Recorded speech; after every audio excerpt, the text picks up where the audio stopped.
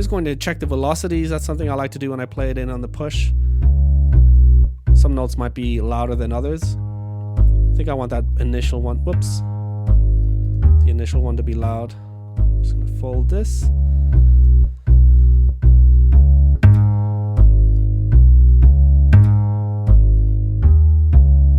Yeah, see, this one needs to be louder. I'm gonna have these ones nice and loud at the end. The thing is, it's not just a difference in volume, but because this is like a multi-sampled instrument, the louder the velocity, the timbre changes. You know, because if you were to hit a real string and hit it hard, you're going to have different frequencies in there than if you hit it really softly.